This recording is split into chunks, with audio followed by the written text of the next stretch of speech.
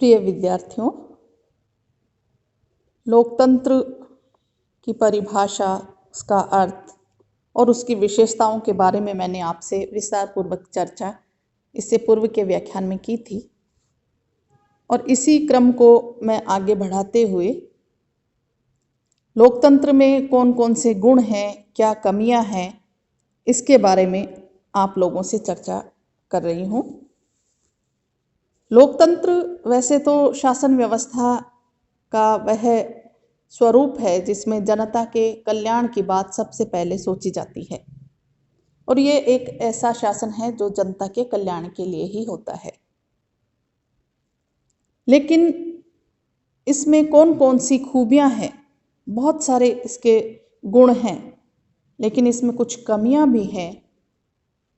कमियां जानने से पहले, जिसके बारे में आलोचक बताते हैं कि लोकतंत्र में कुछ महत्वपूर्ण कमियां हैं, उनमें सुधार कर लेना चाहिए, इससे पहले मैं बताना चाहूँगी कि लोकतंत्र के गुण कौन कौन से हैं। गुणों की बात जब हम करते हैं प्रजातंत्र की, तो बहुत सारे गुण हमें इसमें दिखाई देते हैं, लेकिन कुछ महत्वपूर्ण गुण के बारे में ही मैं यहाँ बताऊंगी, क्या लाभ हैं हमें इससे। तो सबसे पहला लाभ या पहला गुण है जन कल्याण की साधना। लोकतंत्र का आधार ही जन कल्याण है और जनता के उन प्रतिनिधियों के द्वारा इसमें शासन किया जाता है जिनका चुनाव जनता एक निश्चित समय के लिए करती है। जनता के प्रतिनिधि जनता की इच्छाओं, भावनाओं और आवश्यकताओं से पूर्णतया परिचित होते हैं और उनको शासन के अधिकार इसी आधार पर प्राप्त होते हैं कि वे इसका प्रयोग जनता के हितों और इच्छाओं के अनुसार करेंगे। शासकों के जनता के प्रति उत्तरदायी होने के कारण उन्हें जनता के हितों के प्रति सजग रहना पड़ता है और इस प्रकार लोकतंत्र का बहुत बड़ा गुण है कि इसमें शासन आवश्यक रूप से लोक कल्याण के लिए ही होता है। दूसरा गुण यदि हम देखें तो वो है सर्वाधिक कार्यकुशल प्रशासन। प्रजातंत्र किसी भी दूसरी शासन व्यवस्था की अपेक्षा अधिक कार्यकुशल होता है और इसके अंतर्गत सबसे अधिक शीघ्रतापूर्वक तथा आवश्यक रूप से जनता के हित में कार्य किए जाते हैं। गार्डनर ने सही कहा है कि लोकप्रिय निर्वाचन, लोकप्रिय नियंत्रण और लोकप्रिय उत्तरदायित्व की व्यवस्था के कारण दूसरी किसी भी शासन व्यवस्था की अपेक्षा यह शासन व्यवस्था अधिक कार्यकुशल है। अगला गुण हम देख सकते हैं सार्वजनिक शिक्षा। तो लोकतंत्र शासन का एक प्रकार ही नहीं है, अपितु वह राज्य, समाज और आर्थिक व्यवस्था का भी एक प्रकार है। इसके प्रयोग द्वारा जनता को प्रशासनिक, राजनीतिक और सामाजिक सभी प्रकार की शिक्षा प्राप्त होती है। राजतंत्र और कुलीन तंत्र के अंतर्गत जनता सार्वजनिक कर्तव्यों के प्रति उदासीन रह सकती है, लेकिन लोकतंत्र में मताधिकार और जन नियंत्रण के कारण जनता स्वाभाविक रूप से सार्वजनिक क्षेत्र में रुचि लेती है।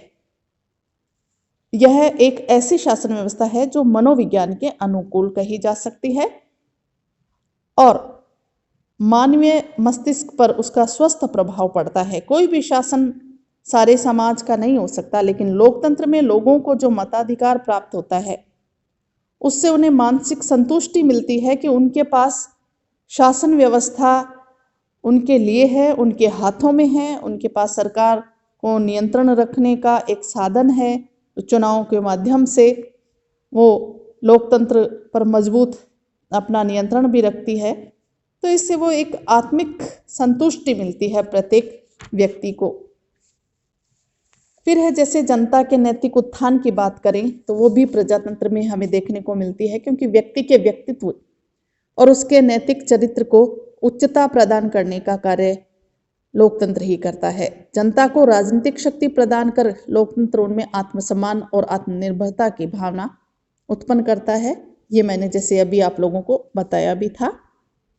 ब्राइस ने सही कहा कि राजनीतिक अधिकारों की प्राप्ति द्वारा मनुष्य के व्यक्तित्व की शान बढ़ जाती है और वह स्वभावतः उस कर्तव्य भावना के उच्चतर स्तर तक उठ जाता है जिसका पालन उसे राजनीतिक अधिकारों की प्राप्ति के कारण करना पड़ता है। जेएस मिल ने भी कहा कि किसी भी शासन व्यवस्था की अपेक्षा लोकतंत्र उच्च और श्रेष्ठ राष्ट्रीय चरित्र का विकास करता है। देशभक्ति का स्रोत भी हम लोकतंत्र को कह सकते हैं। लोकतंत्र में जनता को राजनीतिक शक्ति प्राप्त होने के कारण जनता शासन और राज्य के प्रति एक प्रकार का लगाव अनुभव भी करती है और इसी निजी लगाव के इस विचार से देशभक्ति की भावना का उदय होता है। लोकतंत्र लोगों की देशभक्ति को बढ़ाता है क्योंकि नागरिक ये अनुभव करते हैं कि सरकार उन्हीं की उत्पन्न की हुई वस्तु है और अधिकारी उनके स्वामी न होकर सेवक है। फिर जैसे क्रांति से सुरक्षा, क्योंकि लंबे समय तक जब शासक वर्ग द्वारा शासितों पर अत्याचार किए जाते हैं और इस प्रकार के अत्याचारों से मुक्ति पाने का कोई संवैधानिक मार्ग शेष नहीं रह जाता, तभी जनता द्वारा क्रांति की जाती है। लेकिन लोकतंत्र में इस क्रांति की संभावना नहीं रहती क्योंकि शासक वर्ग लोकमत के अनुसार ही शासन करता है और यदि नहीं भी करे तो जनता के हाथ में चुनाव एक ऐसे साधन है जिसके द्वारा वो शासन में परिवर्तन कर सकती है।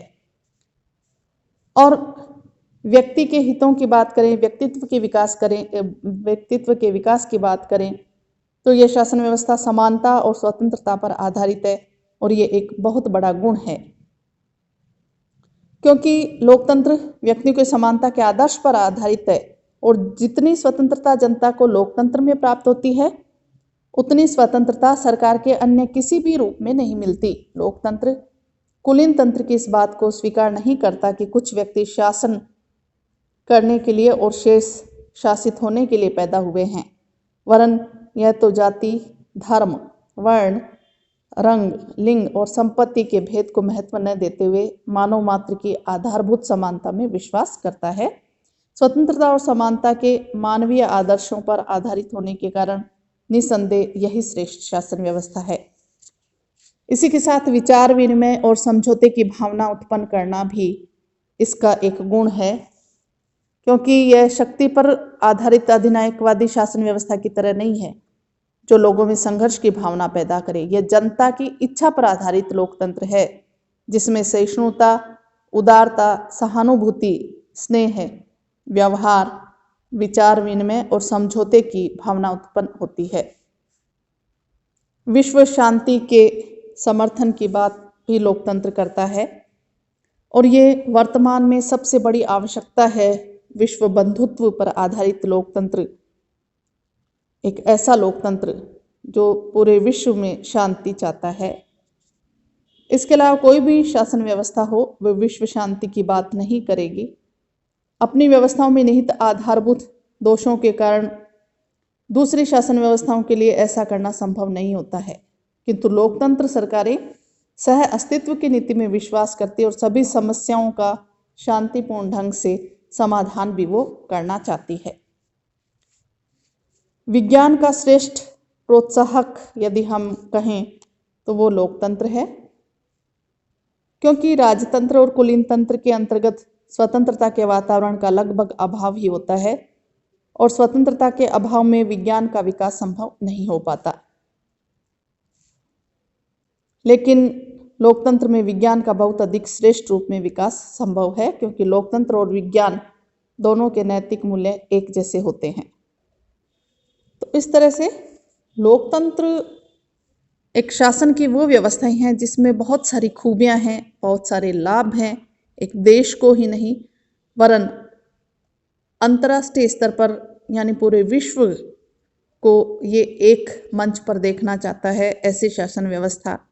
लेकिन फिर भी इसमें कुछ कमियां हैं और इन कमियों के बारे में भी मैं आपको बताऊंगी। इसके बारे में ये कहा जाता है आलोचकों के द्वारा कि लोकतंत्र ऐसी शासन व्यवस्था है जिसमें अयोग्यता की पूजा होती है या इसे मूर्खों का शासन भी कहा जाता है। लोकतंत्रीय शासन इस सिद्धांत पर आधारित होता है कि प्रत्येक व्यक्ति को केवल एक ही मत दिया जाना चाहिए, लेकिन योग्यता की दृष्टि से सभी व्यक्ति समान नहीं होते हैं। और इस प्रकार लोकतंत्र में गुण की अपेक्षा संख्या पर अधिक बल दिया जाता है। तो इसे लेकी ने निर्धनतम, अनभिज्ञतम, अयोग्यतम लोगों की सरकार कहा है। इसके अलावा ये भी कहा जाता है कि दल प्रणाली का अहितकर प्रभाव भी हमें इसमें देखने को मिलता है, क्योंकि प्रतिनिध्यात्मक प्रजातंत्र के संचालन के लिए राजनीतिक दल एक अनिवार्य आवश्यकता होती है, किंतु ये राजनीतिक दल अपने व्यवहार में लोकतंत्र को भ्रष्ट कर देते हैं, ऐसा आलोचकों का कहना है। इसके अलावा इसे भ्रष्ट शासन व्यवस्था भी कहा गया है। सैद्धांतिक स्थिति चाहे जो भी हो, व्यवहार में लोकतंत्रीय शासन बहुत अधिक भ्रष्ट हो जाता है, ऐसा आलोचकों का मानना है। तो व्यवहार में शासन एक राजनीतिक दल विशेष की इच्छा अनुसार ही किया जाता है, और ऐसा देखा गया है कि निर्वाचन में जो लोग सत्तारूढ़ दल के सहायक होते हैं, उन्हें शासन की ओर से अनेक प्रकार की सहायता पहुंचाई जाती है। इसके अतिरिक्त जनता के प्रतिनिधि भी लोकप्रियता प्राप्त करने के लिए भ्रष्ट तरीके भी अपना लेते हैं। फिर यह भी कहा जाता है कि ये एक ऐसी शासन व्यवस्था है जिसमें सार्वजनिक धन और समय का भी अपव्यय होता है। लोकतंत्र में धन और समय का अत्यधिक अपव्यय होता है। जिन कानूनों का निर्माण कुछ दिनों में किया जा सकता है, लोकतंत्रीय विधानसभाओं की लंबी और जटिल प्रक्रिया के कारण उन कानूनों के निर्माण में वर्षों लग जाते हैं, और अनेक बार तो कानून पारित होने तक कालातीत भी हो जाते हैं, यानी आउट ऑफ डेट हो जाते हैं।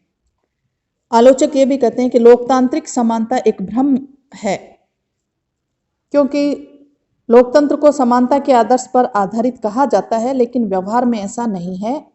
आलोचक ऐसा मानते हैं। लोकतंत्र में चुनाव के द्वारा ही राजनीतिक शक्ति प्राप्त हो पाती है, और व्यवहार में चुनाव कार्य इतना अधिक व्यय साध्य हो गया है कि एक निर्धन व्यक्ति चुनाव में खड़े होने और विजय प्राप्त करने की कल्पना भी नहीं कर सकता। इसके अतिरिक्त जब अधिकतर धनवान ही विधानसभाओं के लिए निर्वाचित होते हैं, तो कानून निर्माण भी वर्ग विशेष के हित के लिए ही किया जाता है। फिर अनुत्तरदायी शासन है, ऐसा कहा जाता है, क्योंकि उत्तरदायित्वपूर्ण शासन की धारणा प्रजातंत्र की विशेषता मानी जाती है, परंतु वास्तव में यह धारणा कोरी कल्पना है। सबके प्रति उत्तरदायी होने का अर्थ है किसी के प्रति उत्तरदायी न होना, और प्रजातंत्र में शासक अपने उत्तरदायित्व को एक दूसरे पर टालते रहते हैं। राजनीतिक शिक्षा का भी दंभ ये बरते हैं, ये सही नहीं है, क्योंकि लोकतंत्र जनता को राजनीतिक शिक्षा प्रदान करता है, ऐसा ये हमें एक भ्रम दिखाई देता है, ऐसा आलोचक मानते हैं। राजनीतिक दल प्रत्येक बात को जनता के सामने एक विशेष रंग में रंग कर प्रस्तुत करते हैं, और निर्वाचन के समय तो समस्याओं को अत्यंत विकृत रूप प्रदान कर जनता को भ्रमित कर दिया जाता है। लोकतंत्र में किए जाने वाले इस प्रकार के प्रचार और कार्यों से नागरिक शिक्षित नहीं होते, वरन ऐसी बातें सीखते हैं जो सार्वजनिक जीवन के लिए बहुत हानिकारक होती हैं। मतदाताओं की उदासीनता भी हमें इसमें देखने को मिलती है, क्योंकि लोकतंत्र मतदाताओं की सक्रिय रुचि पर आधारित व्यवस्था है, लेकिन व्यवहार में सामान्यतः मतदाताओं की उदासीनता हमें देखने को मिलती है, क्योंकि बार बार प्रेरित करने व दलों और उम्मीदवारों द्वारा उन्हें उनके घर और कार्यालयों में मत देने के लिए निकालने पर भी सामान्यतः लगभग 50% मतदाता ही अपना मताधिकार का प्रयोग करते हैं। ये ऐसा हमें बहुत बार देखने को मिलता है। इसके साथ इसमें पेशेवर राजनीतिज्ञों का विकास हो जाता है, क्योंकि योग्य और ईमानदार व्यक्ति राजनीति में रुचि तभी लेंगे जब वो स्वस्थ परंपरा होगी, लेकिन व्यवहार में स्थिति विपरीत होती है। परिश्रमी और कार्यकुशल व्यक्ति अपने जीविका उपार्जन में लगे रहते हैं और राजनीति में सक्रिय रूप से भाग नहीं लेते। दूसरी ओर जो व्यक्ति किसी व्यापार, शिल्प या पेशे को ईमानदारी और योग्यता के साथ नहीं कर पाते, वे राजनीति को ही अपना धंधा बना लेते हैं और भ्रष्ट साधनों के आधार पर अपने स्वार्थ की पूर्ति करते हैं। युद्ध और संकट के समय भी लोकतंत्रीय सरकारों को निर्बल रूप में देखा गया है, क्योंकि इसमें युद्ध के समय जो शीघ्रतापूर्वक निर्णय लेना होता है वो लोकतंत्र में ऐसा नहीं हो पाता, और ऐसे में संकट गहरा जाता है, क्योंकि इसमें कोई एक सरकार उत्तरदायी नहीं होती, एक व्यक्ति उत्तरदायी नहीं होता। तो सत्ता के एकीकरण के स्थान पर सत्ता का फैलाव होने के कारण लोकतंत्र अनेक बार संकट का दृढ़ता के साथ मुकाबला करने में सक्षम नहीं हो पाता। तो ये महत्वपूर्ण कमियां जिसके बारे में मैंने आप लोगों को बताया, लेकिन फिर भी इस शासन व्यवस्था में कमियां होने के बावजूद लोकतंत्र एक ऐसी शासन व्यवस्था है जो वर्तमान में सबसे प्रिय है, सर्वप्रिय है। और ये भी कहा जा सकता है कि कोई भी शासन व्यवस्था है वो ऐसी नहीं है जिसमें कोई कमी ना हो, कमियां होती हैं, लेकिन फिर भी लोकतंत्र की कमियां बहुत ज़्यादा कमियां नहीं हैं। और ये एक ऐसी शासन व्यवस्था है जिसमें वास्तव में जनता के कल्याण की बात की जाती है और प्रत्येक व्यक्ति के व्यक्तित्व की बात की जाती है, विश्व बंधुत्व की बात की जाती है और व्यक्ति को एक स्वतंत्र और समानता के वातावरण में अपने आप को, अपना जीवन व्यतीत करने का एक सुअवसर प्राप्त होता है। धन्यवाद।